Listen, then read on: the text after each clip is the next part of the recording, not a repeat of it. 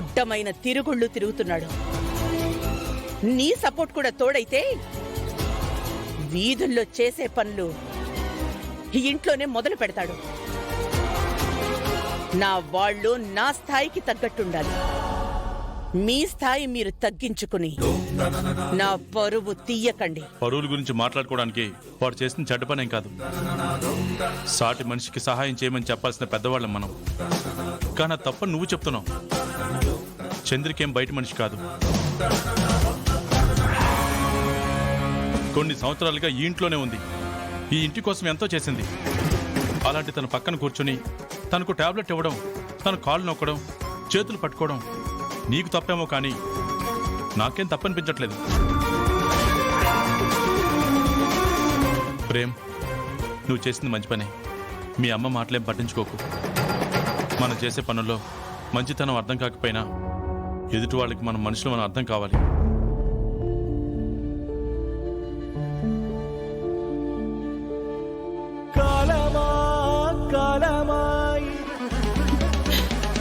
రమాదేవి గారు చూస్తే మళ్ళీ గొడవ అవుతుంది.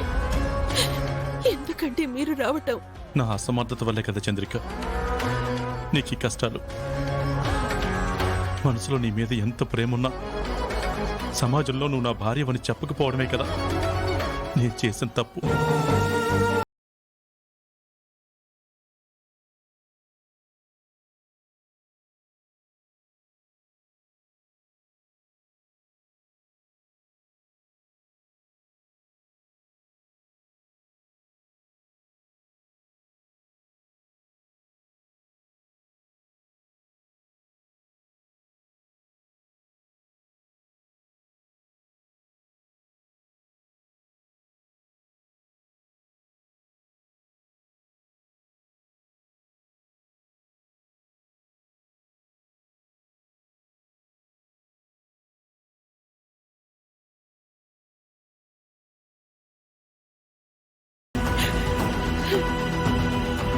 భార్యగా నేను మీ ఎదురుగానే ఉండాలని కోరుకుంటాను.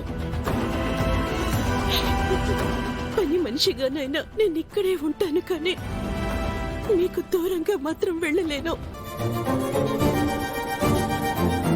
ప్రేముండి ప్రయోజనం ఏముంది? ఏం చేస్తున్నాను నీకోసం? రమాదేవి నిన్ను కొడుతున్నా తిడుతున్నా అంటారా ఇలా నిలబడుతున్నాను, కానీ మాట మెదులుతున్నానా?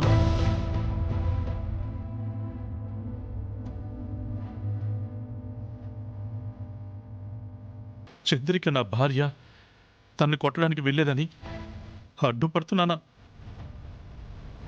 భార్యాభర్తలమని మనకు మాత్రమే తెలుసు. మన మధ్య అనుబంధం తెలియని పిల్లలు ఒకడు అమ్మలా గౌరవిస్తూ ఉంటే ఇంకొకడు పని మనిషిలో అవమానిస్తున్నాడు.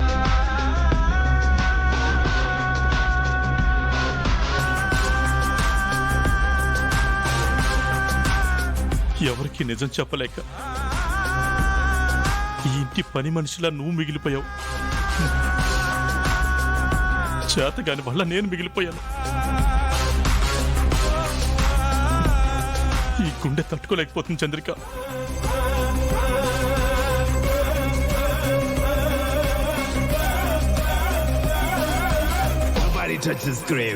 ఇలా నువ్వు బాధపడుతూ భయపడుతూ బతుకుతూ ఉంటే చూసి తట్టుకోలేకపోతున్నాను.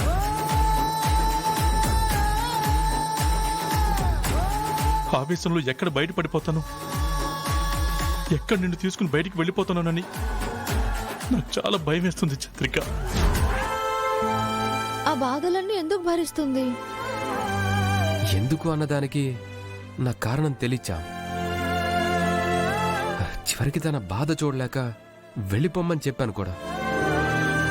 అయినా కానీ ఎన్ని బాధలు పడినా నేను ఇంటి నుంచి కదలను అంది.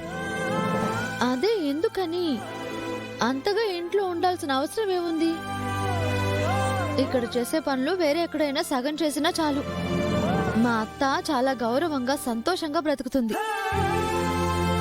దానికి తోడు పైసా కూడా జీతం తీసుకోదంట. రూపాయి డబ్బులు తీసుకోకుండా ఇన్ని మాటలు పడుతూ ఇన్ని కష్టాలు భరిస్తూ ఎందుకు ఉండాలి ఇక్కడ?